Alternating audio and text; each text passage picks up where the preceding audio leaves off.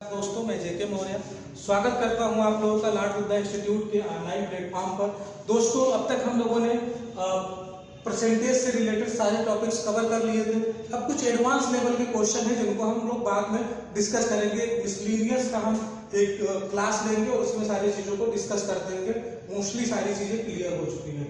आज हम लोग बात करते हैं प्रॉफिट एंड लॉस। ये भी परसेंटेज का ही पार्ट है कह सकते हैं, और चाहे तो इसको अलग से भी ले सकते हैं, क्योंकि लाभ और हानि में प्रतिशत का जानना जरूरी है। अगर आपने परसेंटेज नहीं पढ़ा है, उस वीडियो को नहीं देखा है, सबसे पहले आप परसेंटेज पढ़ लें तो आपको ये टॉपिक समझने में बहुत आसान होगा। और अगर आपको डर लगता है परसेंटेज से या इस टॉपिक से, तो आपका वो डर आज मैं पूरी तरह से खत्म कर दूंगा, ये मेरा प्रॉमिस है।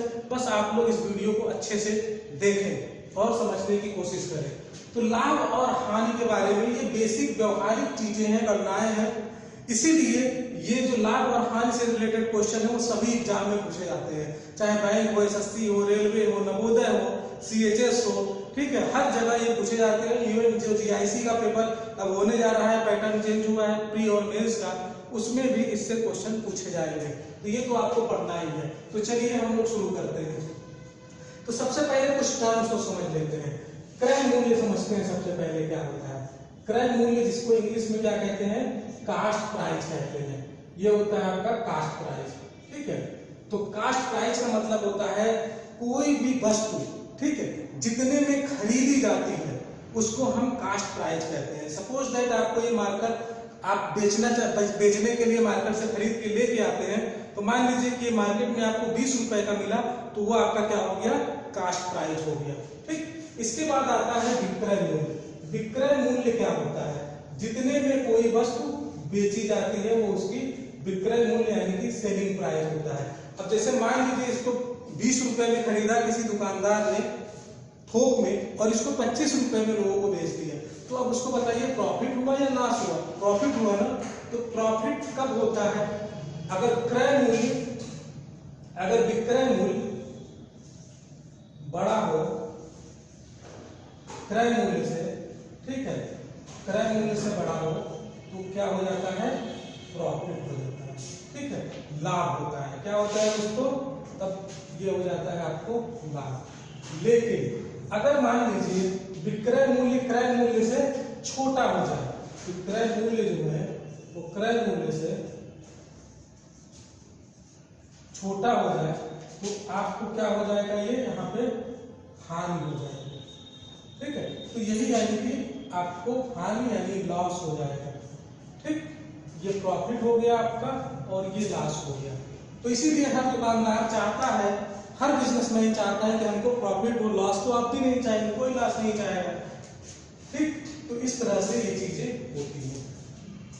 अब चलिए देखते हैं कि कुछ चीजों को समझने का प्रयास करते हैं। जैसे मान लीजिए अगर 200 रुपए में कोई चीज खरीदी गई, ये क्या है आपका कास्ट प्राइस, और हम यहाँ लिखते हैं सेलिंग प्राइस, ठीक है। यहाँ पे हम देखते हैं प्रॉफिट हो रहा है या लॉस हो रहा है, इसको आप लोग फटाफट बताइए। 200 रुपए में कोई चीज खरीदी गई और 250 रुपए में बेची गई, तो क्या होगा, प्रॉफिट होगा या लॉस होगा, प्रॉफिट होगा ना। कितने का, 50 रुपए का प्रॉफिट होगा। इसी तरह से अगर मान लीजिए इसी को 200 रुपए में खरीदते, अगर इसको 175 रुपए में बेचा जाए, तो क्या होगा, यहाँ पे लॉस हो जाएगा। तो लॉस कितने का होगा, 25 का लॉस होगा। तो आप लोगों से एग्जाम में ये नहीं पूछा जाएगा कि लॉस हो रहा है, कितना लॉस हो रहा है। ये जो क्वेश्चन इसका शुरू होता है वो परसेंटेज लाभ और परसेंटेज हानि से पूछा जाता है। तो अब आपको अगर यहाँ पे लाभ या हानि पता करना है, तो अगर सेलिंग प्राइस ज्यादा है तो प्रॉफिट हो रहा है, तो आप सेलिंग प्राइस में से कास्ट प्राइस यानी विक्रय मूल्य में से क्रय मूल्य को घटाएंगे तो आपको लाभ पता चल जाएगा। और जब लाभ का प्रतिशत निकालना होता है तो हम कैसे निकालेंगे, लाभ प्रतिशत। लाभ प्रतिशत क्या होता है, लाभ अपान क्या करेंगे आप, क्रय मूल्य। क्या लिखेंगे, क्रय मूल्य। क्रय मूल्य का मतलब कास्ट प्राइस, ठीक है, इनटू 100 कर देंगे आपको अगर लाभ का प्रतिशत निकालना है तो आप लिखेंगे लाभ अपान क्रय मूल्य गुणे 100। तो अब लाभ आपको निकालना है, तो लाभ हम कैसे निकालते हैं, हम क्या करते हैं, सेलिंग प्राइस में से कास्ट प्राइस को माइनस करते हैं, तो हमको क्या मिल जाता है, लाभ मिल जाता है। और यहाँ पे नीचे कास्ट प्राइस लिखेंगे, मल्टीप्लाई बाय 100 करेंगे। तो इस क्वेश्चन को देखिए, अगर 200 रुपए में कोई चीज खरीदी गई, 250 रुपए में बेची गई, तो कितने प्रतिशत का लाभ हुआ? तो यहाँ से आप सेलिंग प्राइस में से कास्ट प्राइस हटाएंगे, कितना आएगा? 50 आएगा। ये हो जाएगा आपका 50 बटे इसका कास्ट प्राइस कितना था? 200 रुपए इंटू 100 कर दीजिए। अब इसको जब आप सॉल्व करेंगे तो ये कितना हो जाएगा? ये 0 आप इससे काट दीजिए, ठीक है, और ये 2 पंचे 10 हो जाएगा, तो 5 बचे 25। तो ये क्या है? 25%, यानी कि 25% का यहाँ पे लाभ हो गया। समझ में आ गया आप लोगों को ना? अब हम थोड़ा हानि वाला क्वेश्चन देख लेते हैं, हानि का प्रतिशत यानी कि लॉस का प्रतिशत। तो इसके लिए आप ये वाला क्वेश्चन देखिए, 200 रुपए में कोई वस्तु खरीदी गई और 175 रुपए में बेच दी गई। इसका मतलब देखिए विक्रय मूल्य जो है वो कम है ना क्रय मूल्य से। विक्रय मूल्य देखिए कितना है? 175 रुपए, और क्रय मूल्य कितना था दोस्तों? 200 रुपए। तो अब इसमें इनको क्या हो रही है? हानि हो रही है। तो हानि का प्रतिशत अगर आपको निकालना है तो इसके लिए हम क्या करेंगे? हानि कितनी हुई और कितने पे हानि हुई। कितने पे का मतलब क्या होता है? क्रय मूल्य। क्रय मूल्य का मतलब कास्ट प्राइस इंटू 100 कर दीजिए। इस फार्मूले को आप लगाएंगे तो आपको क्या मिल जाएगा? हानि। यहाँ पे देखिए कोई फार्मूला नहीं है, परसेंटेज में हम लोगों ने क्या देखा है कि परसेंटेज अगर निकालना है तो कितने पे निकालना है उसको हमेशा नीचे लिखते हैं, और कितना है वो ऊपर लिखते हैं, इनको 100 कर देते हैं। तो अगर हानि का प्रतिशत निकालना है तो हानि यहाँ पे कितना हो रहा है? 25 रुपए हो रहा है। कितना हो रहा है? 25 रुपए। और ये 25 रुपए हमको कैसे पता चला? जब हानि होती है तो कास्ट प्राइस में से सेलिंग प्राइस हम निकाल देते हैं। Cost price minus selling price upon क्या लिखेंगे? कास्ट प्राइस इंटू 100 करेंगे। तो इससे आपको क्या मिल जाएगा? हानि मिल जाएगा ऊपर का, और बटे कास्ट प्राइस कर देंगे, इनको 100 करेंगे तो आपको प्रॉफिट पता चल जाएगा। तो ये शायद आप लोगों को नीचे ना दिखे, मैं इधर नीचे दिखा दे रहा हूँ। तो हम इसको जो है सॉल्व करेंगे तो कास्ट प्राइस कितना है? 200 रुपए। तो 200 माइनस 175 बटे 100 कर दीजिए, तो कितना है? इंटू 100 कर दीजिए। ये कितना हो जाएगा आपका? 200 में से 175 घटाएंगे तो कितना आ जाएगा? 25 आ जाएगा। 25 बटे 100 गुणे 100। तो अब देखिए ये भी 100 कट गया। सॉरी, ये कास्ट प्राइस जो है 200 रुपए है। ये कास्ट प्राइस कितना है? 200 रुपए। तो ये भी 200 कर दीजिए। तो अब ये 2 जीरो यहाँ से काट दीजिए। अब कितना बचा? 25 बटे 2। 25 बटे 2 का मतलब कितना हो जाएगा? 12.5%, 12.5%। तो इसमें जो हानि हुई, जो लॉस हुआ, वो 12.5% लॉस हो गया। ठीक, आई होप कि आप लोगों को समझ में आ गया होगा। चलिए हम लोग कुछ और आगे बात करते हैं। चलिए इन क्वेश्चन को सॉल्व करते हैं। पहले सिंपल वाले देख लेते हैं क्वेश्चन फॉर्मेट में। 750 की लागत से तैयार एक वस्तु। देखिए जहां लागत की बात हो, इतनी लागत में तैयार, तो लागत का मतलब क्रय मूल्य, उतने में आपने खरीदा। या फिर यूं कहें कि जैसे कोई सामान आपने खरीदा 500 रुपए में और आपके पास आने में मान लीजिए 50 रुपए भाड़ा लग गया, तो 50 रुपया और जुड़ गया ना, तो आपकी जो लागत हुई वो कितनी हुई? 500 और 50, 550 रुपए। मतलब आपको वो सामान कितने में पड़ा और आपने कितने में बेचा, उसी पे हमको प्रॉफिट निकालना होता है। तो यहाँ 750 की लागत से तैयार एक वस्तु को 700 में बेचा गया। इस प्रकार वस्तु पर प्रतिशत हानि या लाभ बताइए। सबसे पहले तो आप लोग ये बताइए कि 750 में कोई चीज खरीदी गई और 700 रुपए में बेच दी गई, तो बढ़िया सौदा हुआ या घाटे का सौदा हुआ? तो जाहिर सी बात है, आपने ज्यादा में खरीदा और कम में बेचा तो आपको लॉस हुआ ना। तो आपको क्या पता करना है? प्रतिशत लॉस। ठीक है, लॉस का परसेंटेज पता करना है। तो लॉस कितना हुआ दोस्तों? 750 में खरीदे थे और 700 में बेचा, तो 50 रुपए का लॉस हो गया। कितने पे? जो हमारा क्रय मूल्य कितना था? 750 रुपए का, मल्टीप्लाइड बाई 100 कर दीजिए आप इसको। अब आप इसको सॉल्व कर लीजिए। एक जीरो से आप एक जीरो को चाहे तो काट दीजिए यहाँ पे। अब इसको काटेंगे 25 गुना 50, 25 दिया 75। तो ये हो गया आपका 20 बटे 3 हो गया। 20 बटे 3% हो गया। आप इसको चाहे तो सॉल्व कर लें। तो ये सॉल्व करेंगे तो कितना आएगा? 3 छक 18, 2 20, 3 छक 18, तो ये आएगा 6.66%। ठीक, तो ये आपका इसका आंसर हो गया। तो आपको सबसे पहले देखना है कि कितना लाभ या कितना हानि हो रहा है। बस याद आपको रखना है हमेशा नीचे हमेशा क्या होगा? कास्ट प्राइस होगा।